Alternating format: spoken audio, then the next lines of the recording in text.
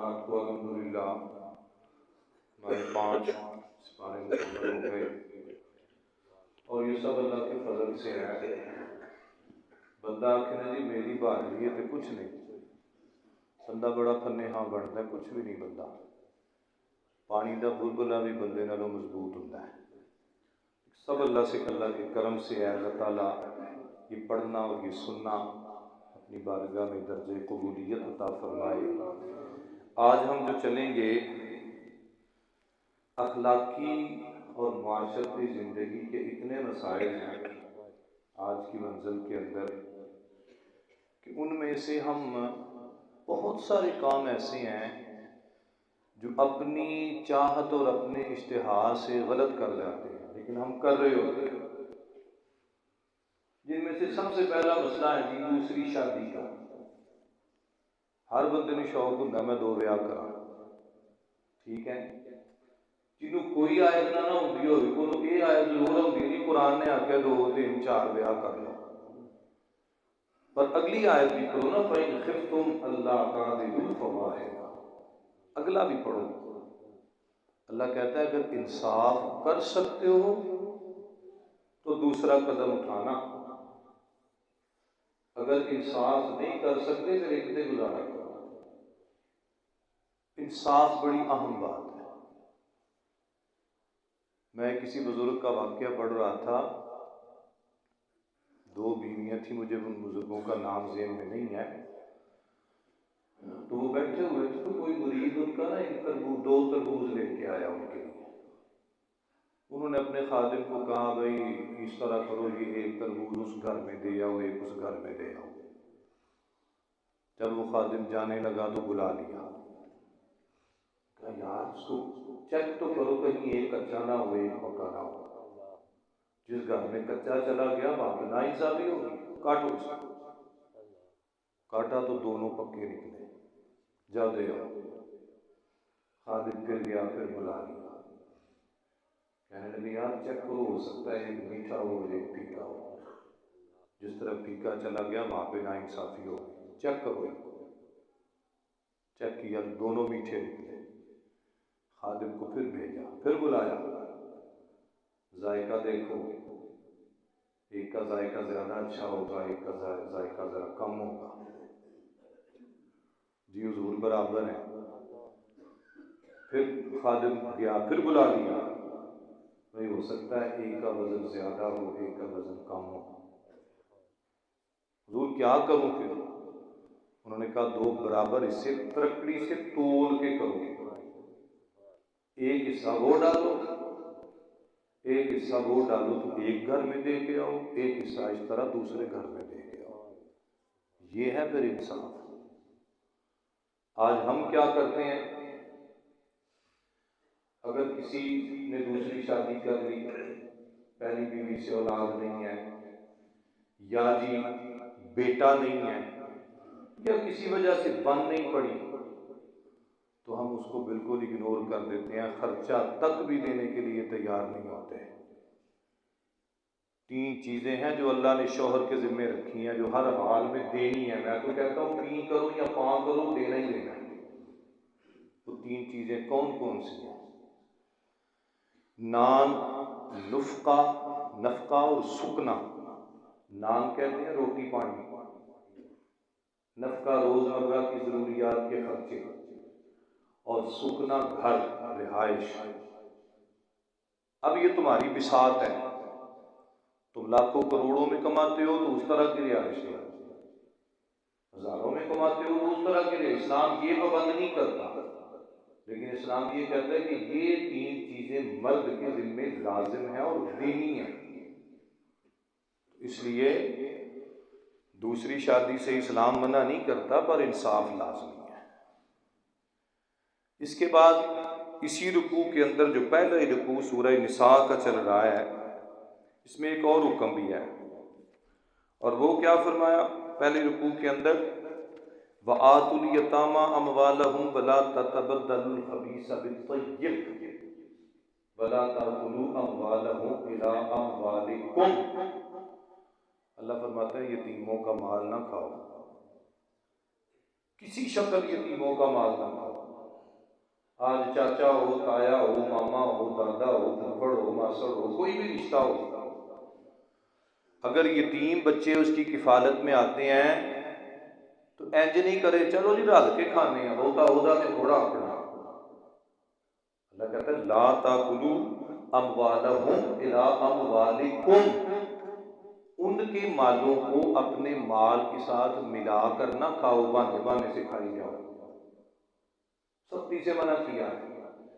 अगर तुम अपनी जेब से उनको खिला सकते हो तो बड़ा अच्छा है, अगर अपनी जेब से नहीं खिला सकते तो उनका पैसा इतनी मिकदार में इस्तेमाल करो जितना हक है, जो उन्हीं पे लगे। और आखिर पे जाके इस रुकू में पता है क्या कहा, इन्नल्लज़ीना याकुलूना अमवालल यतामा ज़ुल्मन, जो लोग जुल्मन यतीमों का माल खाते हैं ना, रब फरमाता है कि वो अपने पेट में माल नहीं, अपने पेट में जहन्नम की आग डाल रहे हैं।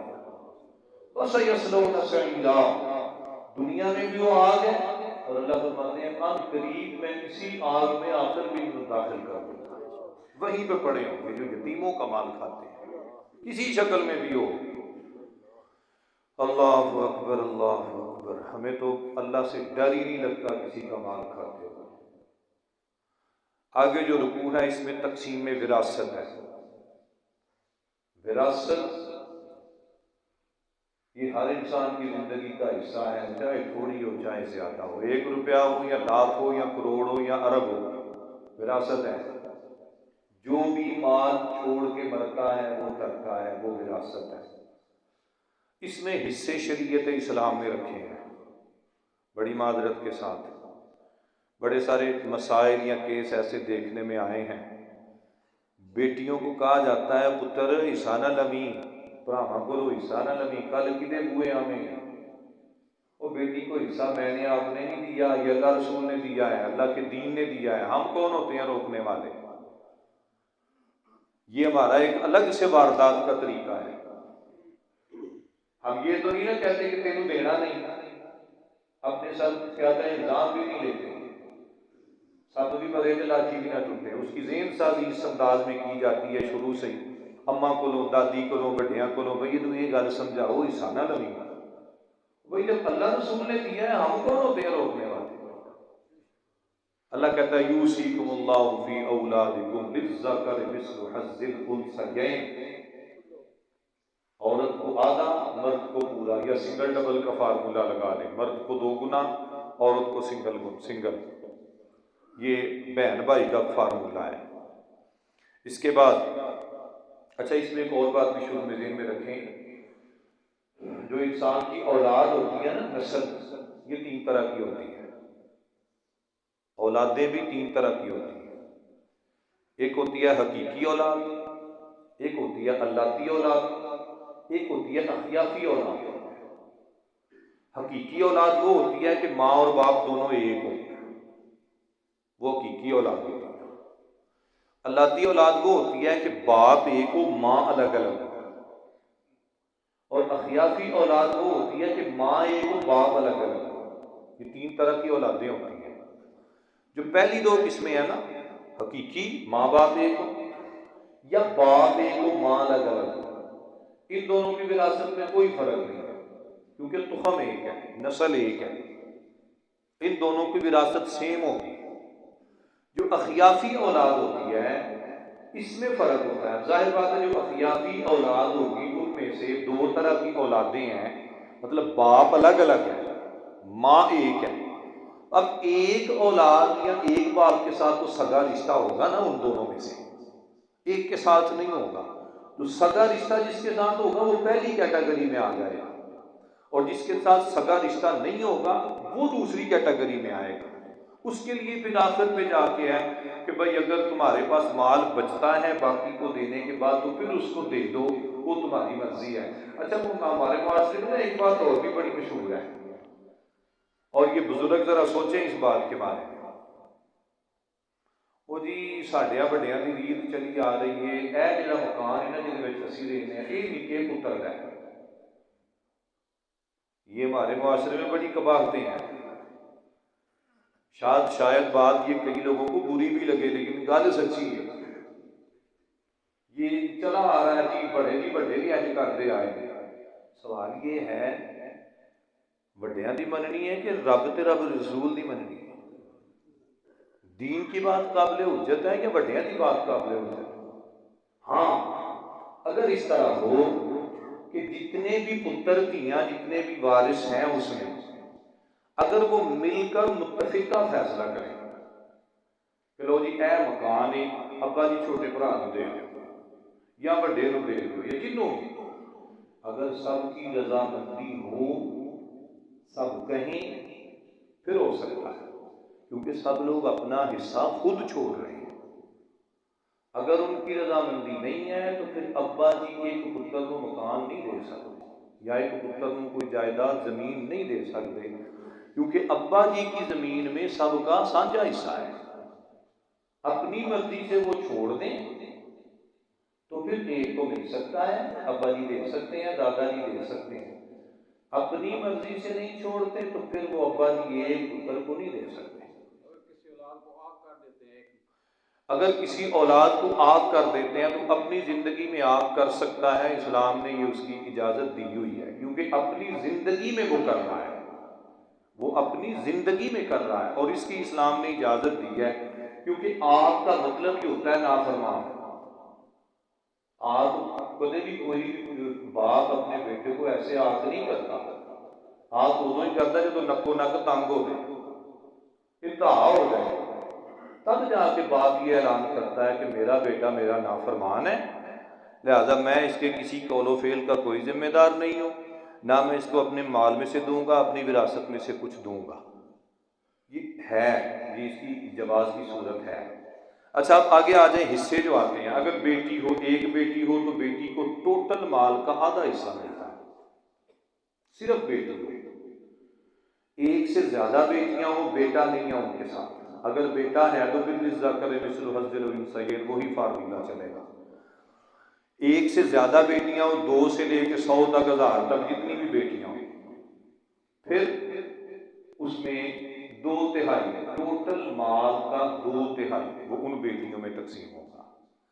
माँ और बाप जिंदा हैं, उनका छठा हिस्सा होगा, माँ और बाप का छठा हिस्सा होगा। उसके बाद आ गया शोहर और बीवी, इनकी औलादों का फर्क होता है। शोहर की विरासत अव्वल तो आमतौर पर बीवी की विरासत होती नहीं, माल होता ही नहीं। शाज़ो नादर कहीं केसेस होते हैं जहाँ पर बीवी की मिल्कियत में माल हो, कहीं उसको अपने मैके से विरासत में मिल जाए या वो, लेकिन रियल केस होते हैं ये। अगर बीवी का माल हो तो शोहर को या तो आधा हिस्सा मिलेगा या उसको चौथा हिस्सा मिलेगा, ये फर्क होगा औलादों का। अगर औलाद नहीं है तो फिर आधा, और अगर औलाद है तो फिर चौथा हिस्सा। और शौहर की विरासत में से बीवी को जो हिस्सा मिलता है, अगर औलाद नहीं है तो चौथा हिस्सा, अगर औलाद है तो 8वां हिस्सा। ये कुरान पाक ने सबको मेंशन किया हुआ है। अगर कोई ऐसा है जिसका कोई अगे पीछे नहीं है, उसको कलाला कहा गया है शरीयत में। ना कोई धी, ना कोई पुत्र, ना कोई चाचा, ना कोई बाबा, ना कोई बहन भरा, कोई अजीज रिश्तेदार नहीं, उसको कलाला कहा गया है। अब वो कलाला क्या कर, ऐसे लोगों का क्या होता है, उनके जाने के बाद उनका माल जो है ना, ये रिफाई इदारे, मस्जिद है, मदरसा है, इस तरह की जगहों में उसकी मर्जी और वसीयत के मुताबिक। मैंने एक ऐसा केस देखा है बजवात के अंदर, ऐसे हुआ था कि बुजुर्ग थे, वो अच्छी खासी उनकी ज़मीन थी, उनका आगे पीछे कोई नहीं था, चौधरी आदमी थे वहाँ के। उन्होंने ना एक महफिल पाक का इंतजाम किया, उस महफिल में मेरा जाने का इत्तेफाक हुआ, बड़ी दुनिया इकट्ठी हुई। जब वो ख़त्म शरीफ पढ़ने लगी ना, दुआ होने लगी, तो बाबा जी उठ खड़े हुए। तो बाबा जी ने कहा, भाई मेरा आगे पीछे कोई नहीं, मैं अपनी जितनी जमीन जायदाद है इसमें वंड छड़िए लोगों के विच, कुछ किसी को 2 मरले, किसी को 4, किसी को 10, किसी को दे छड़िए, तो मेहरबानी करो ऐ मैं अपना 10वां दुआया, जदों मैं मर जावा तो मेरा जनाजा पढ़न आ जाए। ये उन्होंने महफिल पे ऐलान किया। अब कुदरत खुदा की देखें, सारा कुछ ठप ठप के दे दुआ के सारा कुछ फारिग हुए, रात को सूते सवेरे उठे, सवेरे दुनिया उनके जनाब। तो इस तरह के भी लोग होते हैं, ऐसे लोगों को कलाला कहा जाता है। उनका माल फिर रिफाई इदारों में चला जाता है। अच्छा जी, उसके बाद जो आखिरी आयत है, चौथे पारे की आखिरी आयत, हुर्रिमत अलैकुम उम्महातुकुम व बनातुकुम व अख़वातुकुम व अम्मातुकुम व खालातुकुम, वो रिश्ते जिन रिश्तों के साथ निकाह नहीं हो सकता, वो हराम रिश्ते अल्लाह ने यहाँ पे जिक्र किए। नंबर 1 कहा तुम्हारी माँ, उसके बाद कहा बनातुकुम तुम्हारी बेटियाँ, उसके बाद कहा अख़वातुकुम तुम्हारी बहनें, उसके बाद आ गया वह अम्मातुकुम तुम्हारी फूफियाँ, व खालातुकुम तुम्हारी खालाएँ, व बनातुल अख़ी भाई की बेटी मतलब भतीजी, और नंबर 7 बनातुल उख्ती बहन की बेटी यानी कि बांजी। आगे व उम्महातुकुम अल्लाती अर्ज़ानकुम तुम्हारी वो माएँ जिन्होंने तुम्हें दूध पिलाया है, वो माएँ भी तुम्हारे ऊपर हराम। उसके बाद व अख़वातुकुम मिनर रदा जिन माओं का तुमने दूध पिया है उनकी बेटियां मतलब रजाई बहनें, दूध शरीकी बहनें। उसके बाद व उम्महातु निसाइकुम सस यानी तुम्हारी बीवी की माँ। अच्छा इतने एक और गल भी कर जावा, साली अद्धे घर वाली, कैसे हम जाहिल मुसलमान, और ये हिंदुओं की बातें हैं। फिक़ा का मसला ये है, अगर कोई बंदा अपनी साली, अपनी सास, अपनी फुफ्फी, अपनी खाला की तरफ गलत नजर डालता है तो बुढ़ी तो भी छुट्टी हो जाती है। ये फिक़ा का मसला है। असी कहने हैं साली अद्धे घर वाली, ये हमारे मुआशरे में ट्रेंड चला हुआ है। इस्लाम मना करता है इन चीज़ों से। तो तुम्हारी सास ये भी तुम्हारे ऊपर हराम है। आगे क्या फरमाया, वरुबाइबुकुम अल्लाती फी हुजूरिकुम तुम्हारी रबीबा। रबीबा कौन सी होती है? अगर एक बंदा शादी करता है, जिस औरत से शादी कर रहा है उसकी पहले बेटी है, वो बेटी जाहिर बात है माँ के साथ आ जाती है इस नई जगह पर। इस लड़की का और उस जो शोहर है नया, उनका आपस में जो रिश्ता जाहिर बात है मतरे तो माँ पे बाप और बेटी बने ना, शरीयत ने उसको रबीबा कहा है। उस रबीबा से भी निकाह नहीं हो सकता क्योंकि उसकी माँ से तुमने निकाह किया हुआ है। उसके बाद वह हलाइल अबनाइकुम अल्लज़ीना मिन अस्लाबिकुम नू बहू, सक्की नू, सक्के पुत्र की बीवी, उसके साथ भी निकाह नहीं हो सकता हमेशा के लिए। हाँ, जो मुंह बोले बेटे होते हैं वो अगर कोई जिंदगी में कोई ऐसी सूरत बन जाए तो वो मुमकिनात में से है, लेकिन जो सक्की नूह होती है उसके साथ नहीं हो सकता। आगे फरमाया अंतजमाउ बैनल उख्तैन, दो भैना सकियां, जो मैंने बात की सालियत दे कर वाली, दो सकियां भैना एक बंदे के निकाह में एक ही वक्त में नहीं हो सकती। हाँ, एक फौत हो जाए या तलाक हो जाए बाद में दूसरी के, वो एक अलग मामला है। और ये सिर्फ दो बहनों का फार्मूला नहीं है, खाला भी, खाला भांजी, फुफी भतीजी, माँ बेटी, दोवें भैना, ये सब सेम बातें हैं। 4 रिश्ते मैंने गिनवाए हैं, 2 भैना, माँ बेटी, खाला भांजी, फुफी भतीजी। ये चारों के चारों रिश्तों वाली औरतें एक मर्द के निकाह में एक वक्त इकट्ठी नहीं हो सकती, ये हराम है। ये वो रिश्ते अल्लाह ताला ने गिनवाए हैं इस सूरह मुबारक के अंदर। मैंने पहले कहा कि इसमें बड़े सारे मसाइल हैं। अच्छा, उसके बाद एक और बात आ गई, अर्रिजालु क़व्वामूना अलन-निसा, मर्द औरतों पर हाकिम है। क्या हाकिम होने का मतलब यह है कि औरत को मारे? हाकिम होने का मतलब यह है कि गाली गलौज करे? हाकिम होने का मतलब यह है कि बेजा जुल्म ज्यादती करे? हाकिम होने का मतलब ये नहीं है। हाकिम होने का मतलब यह है कि तुम्हें अल्लाह ने औरतों पर दर्जा दिया है, और वो दर्जा क्या है? नबी अलैहिस्सलातु वस्सलाम की बारगाह में जनाब सिद्दीक़ अकबर बैठे हुए हैं, अर्ज़ करते हैं या रसूलल्लाह, इतनी मोहब्बत आ रही है, दिल करता है आपको सजदा करूं। अल्लाह के रसूल ने फरमाया, अबू बकर, अल्लाह की ज़ात के अलावा किसी को सजदा जायज़ नहीं है। अगर अल्लाह के अलावा किसी को सजदा करने की इजाज़त होती तो मैं बीवी को हुक्म देता कि वो अपने शौहर को सजदा करे। ये दर्जा है मर्द का। लेकिन दर्जा होने का, हाकिम होने का मतलब ये नहीं है कि तुम अपने इख्तियारात को नाजायज़ और गलत इस्तेमाल करो।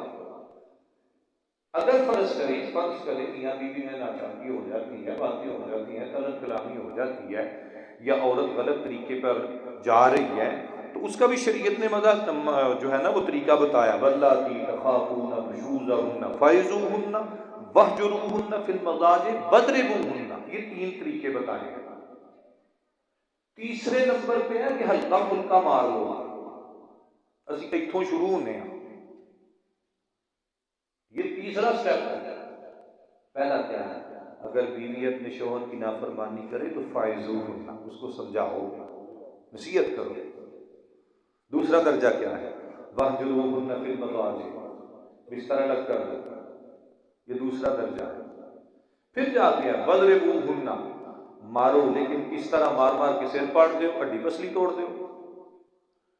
फुक़हा कहते हैं, मुफस्सिरीन किराम कहते हैं कि इतना मार सके कि जिसके साथ ना तो आवाज पैदा हो मारने की और ना जिस्म पे निशान बने, ये है मारना। हल्की फुल्की कोई लगा ली तो इसकी इजाजत है, लेकिन वो उस औरत के लिए जो इंतहा दर्जे की नाफरमान शौहर।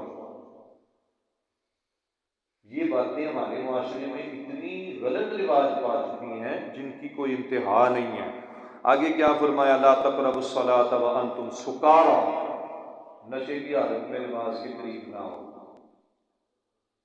नशे की हालत में नमाज न पढ़ो, शराब पी के नमाज न पढ़ो। शराब तो वैसे ही मना है ना, वैसे ही अल्लाह रसूल ने मना किया हुआ है। अब तो यहाँ माशाअल्लाह इस्लामी जमहूरिया पाकिस्तान है, खुलेआम परमिट दिए जा रहे हैं, यहाँ पर खुलेआम शराब खाने खोले जा रहे हैं। यहाँ पर मैंने अपनी आंखों से देखा है कि बड़े बड़े स्टोर्स हैं, खुलेआम शराबें बिकती हैं उनके ऊपर। और पिछले दिनों मैंने एक छोटा सा आर्टिकल पढ़ा था जिसमें गवर्नमेंट ने शायद को ये भी ऐलान किया था कि एक अद्धी बोतल निकल आए तो खैर ही है। इस तरह का भी कोई सीन हमारे पाकिस्तान में हो गया है, क्योंकि इस्लामी जमहूरिया पाकिस्तान है ये।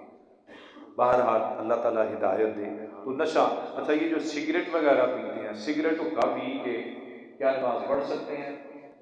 याद रखें, सिगरेट हुक्का पीने से वुज़ू नहीं टूटता, लेकिन मकरूह ज़रूर है। कोशिश करें, जो लोग सिगरेट के आदी हैं अगर छोड़ने की कोशिश करें तो बहुत अच्छा है। चारे बनने नहीं जान छुटती तो फिर कम अज़ कम नमाज के औकात का ज़रूर ख्याल करें। अगर पहले पी लिया है तो कुल्ली वुल्ली करके या ताज़ा वुज़ू करके मस्जिद में आ जाएं।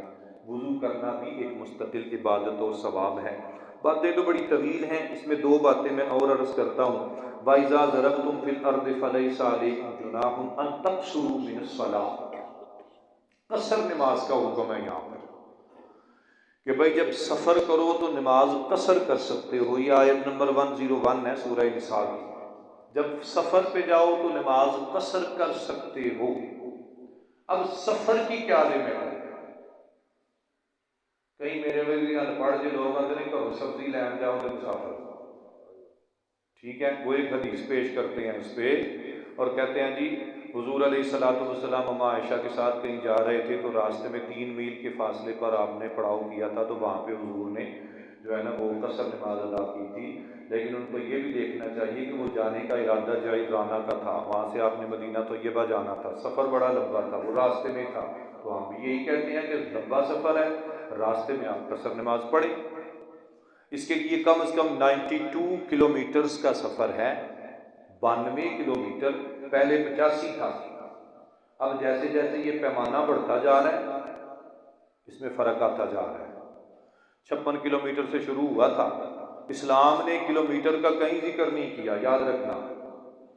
इस्लाम ने ना किलोमीटर का जिक्र किया ना मीलों का जिक्र किया। इस्लाम ने कहा 3 दिन की मुसाफत, और 3 दिन की मुसाफत का फार्मूला ये है, एक बंदा एक दिन में 16 मील से ज्यादा सफर नहीं कर सकता। 16 मील पैदल, गड्डियां तो नहीं, गड्डियां तो 1000 मील भी कर लेने हैं, पैदल की बात है। उस दौर में पैदल सफर होता था। तो 16 मील एक दिन का, वो 16 मील दूसरा और 16 मील तीसरा, 16 3 48 मील बन गए। उसको अब किलोमीटरों में निकालो तो वो 92 किलोमीटर बन जाता है, 92.5 किलोमीटर, तकरीबन 92.5 किलोमीटर का सफर हो, बंदा घर से निकले तो फिर वो मुसाफिर होता है, फिर नमाज कसर कर सकता है। एक शर्त। दूसरी शर्त यह है कि जहाँ पे जा रहा है कि 15 दिन से कम वहां पर रहे, 15 दिन से ज्यादा न रहे। 15 दिन का इरादा है, 92 किलोमीटर का सफर है, तो मुसाफिर होगा, कसर नमाज पढ़ेगा। और अगर 15 दिन से ज़्यादा का है, 92 किलोमीटर से कम है, तो मुसाफिर नहीं होगा। भावें आज लेटेस्ट गाड़ियाँ हमारे पास मौजूद हैं, फिर भी इस्लाम ने जो है ना वो हमें छुट्टी दी है और इजाज़त दी है। कसर नमाज के अंदर 2-2 रकातें पढ़ते हैं, ज़ोहर की, असर की और फजर की सुन्नतें पढ़ ली तो बड़ा सवाब है। उसके बाद मगरिब चूँकि कसर नहीं हो सकती, वो 3 या 3 पूरी पढ़ी जाएंगी, सुन्नतों की छुट्टी है। इशा की ये दो रकातें फ़र्ज़ों की हैं और 3 वितरों की हैं। ये सारी कसर नमाज है। अगर कसर नमाज कज़ा हो जाए, रह गई, वो घर आके पढ़ेंगे तो वो कसर ही पढ़ेंगे। और अगर घर की कज़ा नमाज है, वो सफर में पढ़ रहे हैं, कई जितने भी सियाने होंगे हैं ना कि छोटे इतों की गई तो पढ़ उत्थे अद्धी लवांगे, ये नहीं होंदा। इतों की उत्थे पढ़नी है तो पूरी पढ़नी है, उतों की इत्थे पढ़नी है तो अद्धे पढ़नी है। ये उसूल इस्लाम ने तय किए हुए हैं, अपनी मर्जी से उसूल नहीं चलते। उसके बाद जो आखिरी इसमें बात है, इन्नल मुनाफिकीन युखादिऊन अल्लाह व हुवा खादिऊहुम, ये परसों भी बात कर रहे थे कि मुनाफिकत से बचें। जहाँ तक इधर की उधर, उधर की उधर, उधर की उधर, इनसे परहेज करें। अल्लाह फरमाते हैं मुज़ब्ज़बीन बैन ज़ालिक, ये लटके ने दरमियान विच। इन्नल मुनाफिकीन युखादिऊन अल्लाह व हुवा खादिऊहुम व इज़ा क़ामू इला सलाति क़ामू कुसाला, कि मुनाफिक लोग वो हैं युखादिऊन, अल्लाह को धोखा देते हैं। हालांकि अल्लाह को की धोखा देने, व हुवा खादिऊहुम, अपने आप को धोखा दे रहे हो। वला यज़कुरून अल्लाह इल्ला कलीला, यदि मुनाफिक की दूसरी निशानी होती है अल्लाह को नहीं याद करता, अल्लाह के जिक्र को भूल जाता है। मुज़ब्ज़बीन बैन अदम इस्ताअल्लम के ना उधर के ना उधर। फिर आगे इन्नल मुनाफिकीन फिद दरकिल अस्फल, जहन्नम के निचले तबके में डाला जाएगा। अल्लाह ताला हम सबको इन चीज़ों से महफूज फरमाए। और जो प्यारा सा दीन रब ताला ने हमें दिया है, अल्लाह करीम इस दीन को समझने की और इस पर अमल की अल्लाह तौफीक अता फरमाए। आमीन बिजाहि नबील करीम व मा अलैया इल्लल बलागुल मुबीन। अल्लाहुम्मा सल्लि अला सय्यिदिना व मौलाना मुहम्मदिन व बारिक व सल्लिम अलैहि। रब्बना आतिना फिद दुनिया हसना व फिल आखिरति हसना व क़िना अज़ाबन नार। इलाहुल आलमीन, तेरे फजल से, तेरे करम से बैठे हैं, नमाज फजर बाजमात पढ़ी है, दर्स व तदरीस दीन समझने की कोशिश करते हैं। मेरे मालिक, हम सब की हाज़िरी कबूल फरमा। अल्लाह करीम हमें दीन की समझ, फ़हम और अमल अता फरमा। इलाहुल आलमीन, माह रमज़ान के ये बाबरकत रहमत के दिन जा रहे हैं, मौला करीम रहमतें अता फरमा। अल्लाह हम सब पे करम फरमा, हम सब की दुआएं कबूल फरमा। हमारे जितने अजीज रिश्तेदार दुनिया से चले गए, सबकी बख्शिश फरमा। बीमारों को शिफाए कामिला आजिला फरमा, दुखियों के दुख दूर फरमा। मेरे मालिक, इन दोस्तों ने दुआओं के लिए कहा है, अल्लाह उनकी दुआएं कबूल फरमा। इलाहुल आलमीन, तेरा आलीशान घर बनाने वाले, सजाने वाले, आबाद करने वाले, इसके मुआविनीन, इसके नमाजी, इमाम व खतीब, अहले इलाका जितने दुनिया से चले गए, मौला करीम सब की बख्शिश फरमा, सब पे करम फरमा। अल्लाह मुल्क पाकिस्तान की खैर फरमा। रब्बना तक़ब्बल मिन्ना इन्नका अंतस समीउल अलीम व तुब अलैना या मौलाना इन्नका अंतत तव्वाबुर रहीम। सल्लल्लाहु अला हबीबिही सय्यिदिना व मौलाना मुहम्मद व अला आलिहि व अस्हाबिही अजमाईन।